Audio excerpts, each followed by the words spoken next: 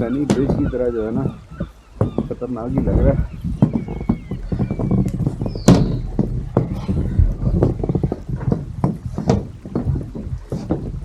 लेकिन अल्लाह का शुक्र है निकल आए दूसरी तरफ।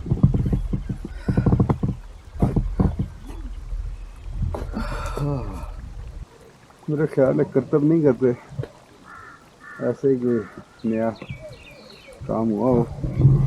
तो यहाँ से चलते हैं।